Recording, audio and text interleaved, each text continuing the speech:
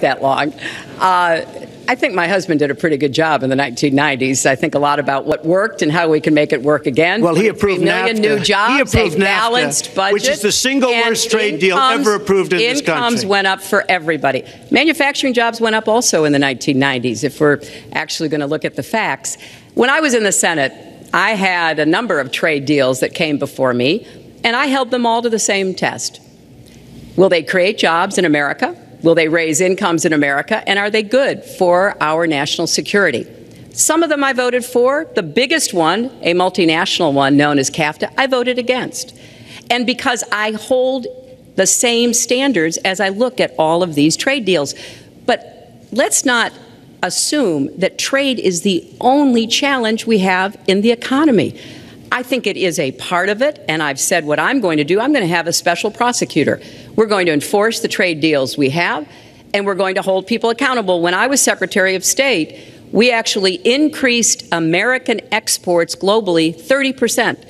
We increased them to China 50%. So I know how to really work to get new jobs and to get exports that help to create more new jobs. Well, you haven't done it in 30 years or 26 years. Well, any number you I've been a senator. You Donald, haven't done it. And you haven't I done have it. been a And Secretary me, of State, and I have your done husband signed a lot. NAFTA, which was one of the worst things that ever happened to the manufacturing industry. That is your opinion. You go to New England, you go to Ohio, Pennsylvania, you go anywhere you want, Secretary Clinton, and you will see devastation where manufacturing is down 30, 40, sometimes 50%. NAFTA is the worst trade deal maybe ever signed anywhere, but certainly ever signed in this country. And now you want to approve Trans-Pacific Partnership. You were totally in favor of it. Then you heard what I was saying, how bad it is, and you said, I can't win that debate. But you know that if you did win, you would approve that, and that will be almost as bad as NAFTA. Nothing will ever top NAFTA. That is just not accurate. I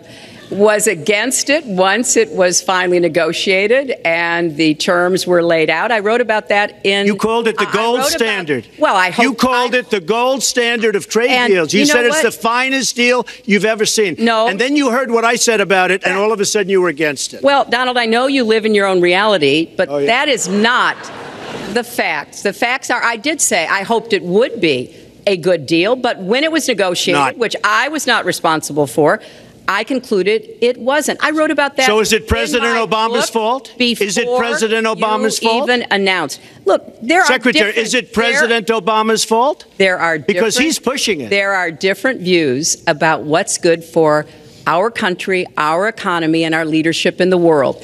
And I think it's important to look at what we need to do to get the economy going again. That's why I said new jobs with rising incomes, investments, not in more tax cuts that would add $5 trillion to the debt. But you have no plan.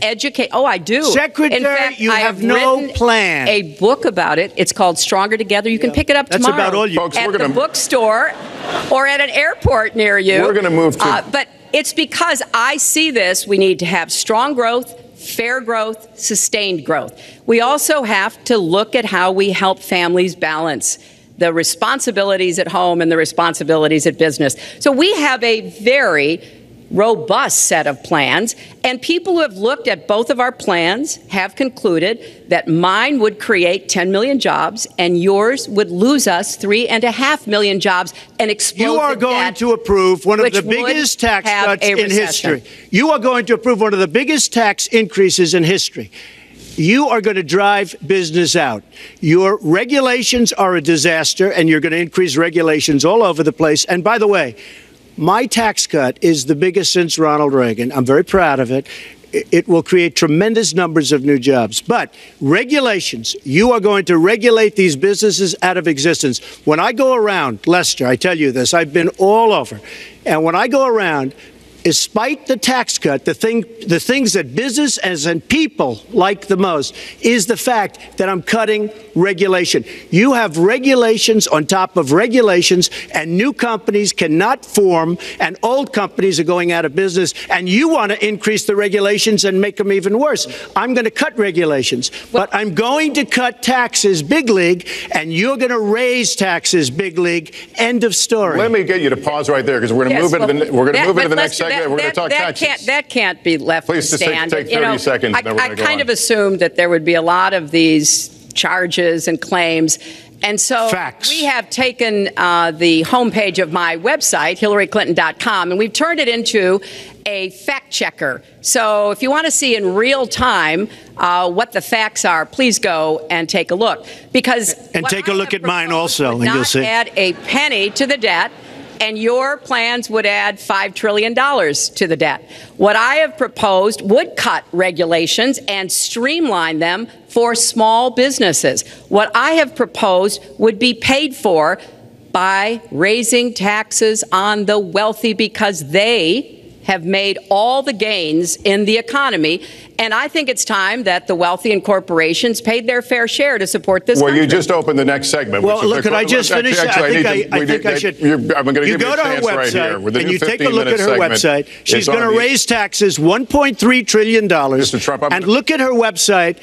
You know what? It's no different than this. She's telling us how to fight ISIS. Just go to her website. She tells you how to fight ISIS on her website. I don't think General Douglas MacArthur would like that too much. The next segment, we're continuing the subject of... Well, at least I have a plan to fight ISIS. No, you're telling the enemy everything you want to do. No, we're not. See, you're telling the enemy everything you want to do. No wonder you've been fighting. No wonder you've been fighting ISIS your entire adult life.